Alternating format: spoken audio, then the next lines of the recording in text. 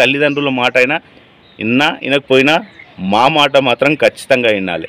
అలా వినకుంటే ఆ ఫ్రెండ్షిప్ నుంచి వాళ్ళని దూరం చేస్తుంటే, అంటే అట్లా డమ్కి ఇస్తుంటే అలా కొన్ని రోజులు బహిష్కరిస్తుంటాం. అలా భయంతో మేము ఏ చెప్తే అది చేసేవాళ్ళు. చాలా థ్రిల్లింగ్గా ఉంటుందండి. వినాయక చవితి వచ్చిందనుకో, బా ఇచ్చే ఆనందం అండి ఇది.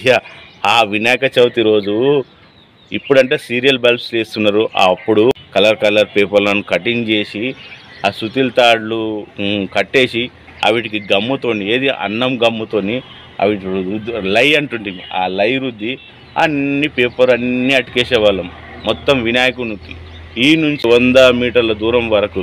కానీ ఇప్పుడు అలా ఎవరు చేస్తారు? ఇంకా మామిడి కొమ్మలు తెచ్చేవాళ్ళం, మంచి డెకరేషన్ చేసాం. వినాయక చవితి రోజు వినాయకుని కూర్చునేబెట్టి నుంచి 12 రోజుల వరకు పూజలు, భజనలు, డ్యాన్సులు, కబడ్డీలు, ఖోఖోలు, బాబా ఎంత ఎంజాయ్ చేసేవాళ్ళం అంటే అది చెప్పరాదండి.